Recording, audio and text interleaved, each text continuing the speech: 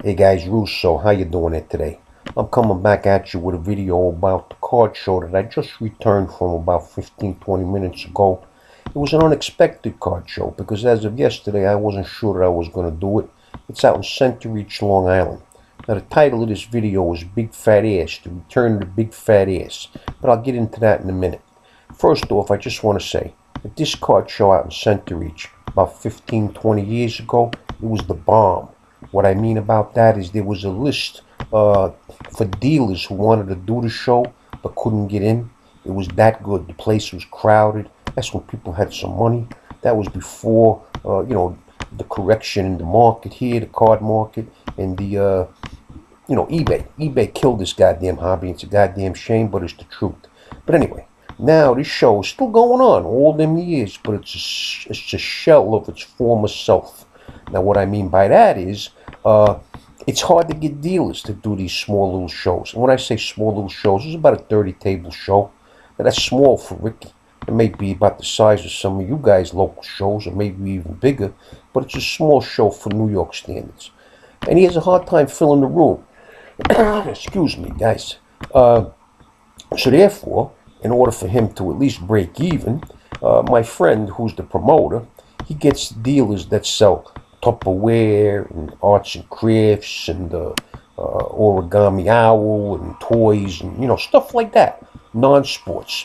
And there's a good number of sports card dealers, but overall the show is mixed. It's more like an arts and crafts fair or flea market or whatever. I don't like it, but look, I really had nothing to do today. My wife wanted to go to the outlet malls way out in Long Island, so it worked out good. And I was only there a few hours, and I'll get to how I did in my thoughts about the show in a second.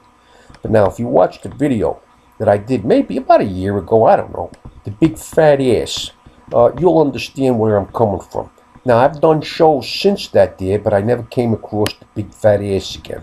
But what happened today? I walk in and forgot all about this one. I sat down at my table, and I looked across the row, and about 2 tables down, looking across at my row, was the Big Fat Ass. And I was scared shitless. I'm telling you guys, I don't get scared of too many things, but this Big Fat Ass scares the shit out of me. I get the sweats. And now, if you don't know what the Big Fat Ass was, this was a girl and her sister that sell Tupperware. Now look, I'm not knocking them. They're probably nice people. They had a table right next to me at this show. I guess it was about a year ago. And this woman, she's fat. There's no other plain way of saying it. She's fat. But she got a big ass. The biggest ass that Ricky ever seen. Now, Ricky don't mind asses. But this one here was the huge. She was right next to me. And she was bending over for the Tupperware. And the ass was right in my face. I couldn't help.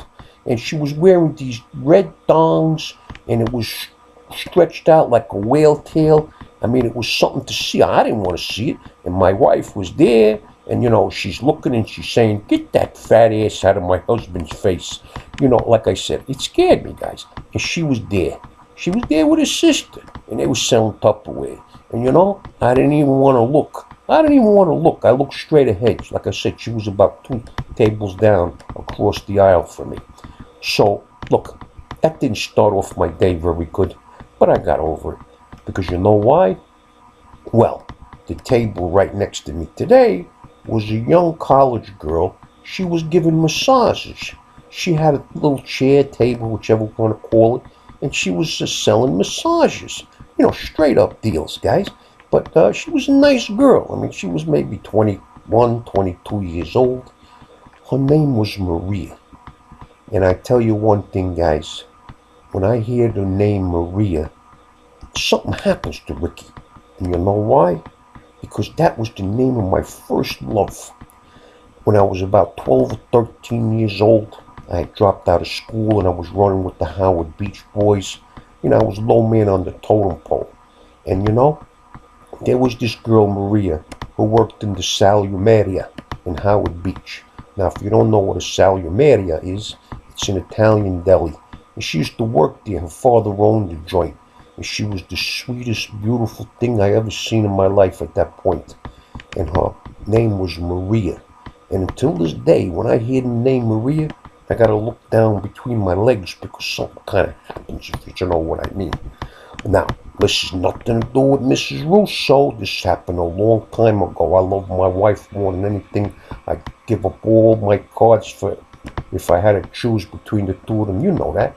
But I'm just telling you the story of what happened.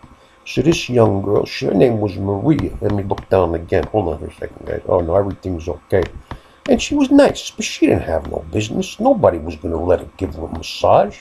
I mean, she was selling, I don't know what it was, like 10 minutes for like $20, whatever it was. I don't know. She had a sign on the freaking table.